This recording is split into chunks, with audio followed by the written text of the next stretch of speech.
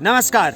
भारत और चीन की सेनाएं इस समय वास्तविक नियंत्रण रेखा पर 4 स्टेप्स में डिसएंगेजमेंट को अंजाम दे रही हैं, यानी दोनों ही सेनाएं पीछे हट रही हैं ताकि वास्तविक नियंत्रण रेखा पर तनाव कम किया जा सके।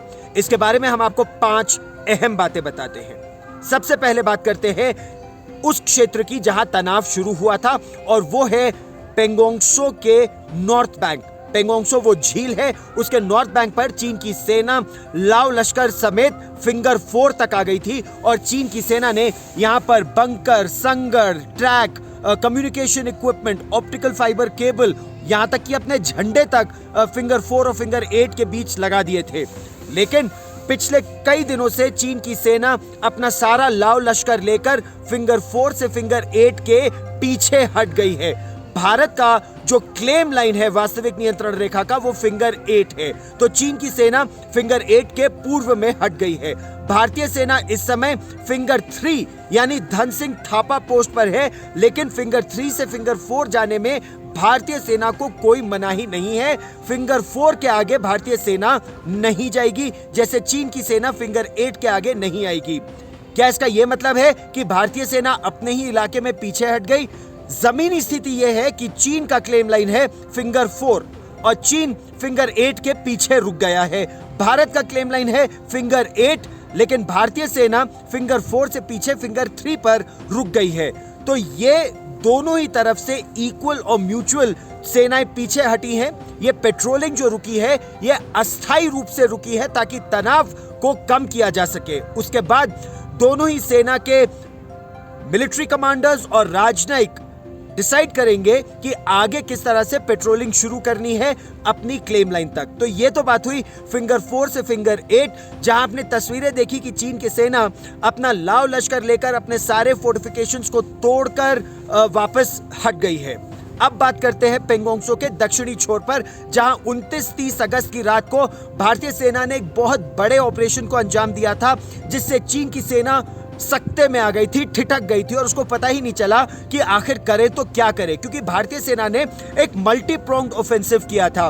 भारतीय सेना के टैंक रिजांगला रिचिनला R2 कॉम्प्लेक्स पर आ गए थे, साउथ ऑफ पेंगोंगसो पर आ गए थे, और इससे पहले कि चीन की सेना समझ पाती क्या हो रहा है, भारतीय सेना के जाबाज फिंगर 4 के और ऊपर आके चीन के पोजीशंस को डोमिनेट करने लगे थे। उन्होंने कुछ और दुर्गम चोटियों पर भी अपना वर्चस्व स्थापित किया था।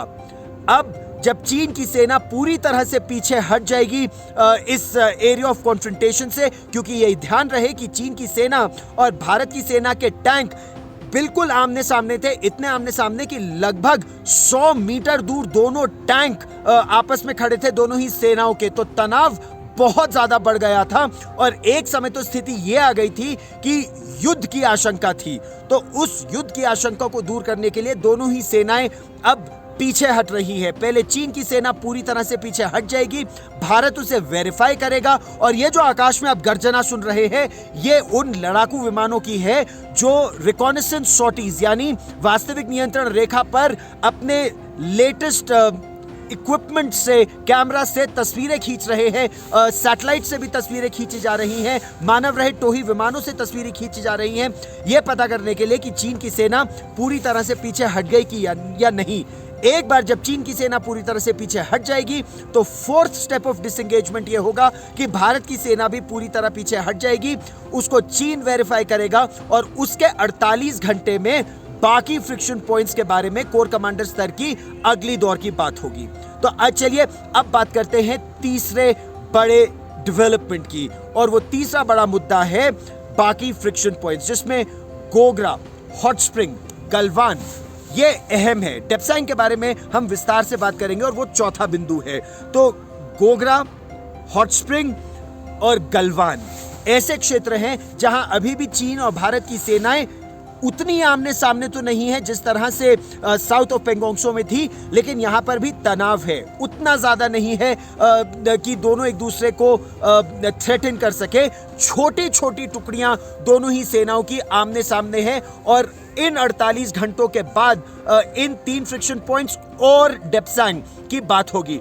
डेप्सांग में भारत और चीन के बीच सबसे बड़ा विवाद है जमीन को लेकर। लेकिन जब मैंने lieutenant general Y K. Joshi, army commander northern command को इंटरव्यू किया तो उन्होंने कहा कि यह कहना गलत है कि भारत की 1000 वर्ग किलोमीटर पर चीन ने कब्जा कर लिया है। चीन की एक टुकड़ी है जो भारत के पेट्रोल पॉइंट 10, 11, 12 आदि पर पेट्रोलिंग करने से रोकती है, लेकिन उसी तरह भारत की एक टुकड़ी है जो चीन को उसकी क्लेम लाइन तक पेट्रोल करने के लिए रोकती है। तो इन 48 घंटों के बाद जब बातचीत होगी तो वो उस मुद्दे पर होगी कि डेप्सांग में जो तनाव है, वो तनाव जो पिछले काफी दशकों से चला आ रहा है, उसको दूर कैसे किया जाए। पांचवा और सबसे महत्वपूर्ण बिंदु, भारत चीन पर कतई भरोसा नहीं कर सकता।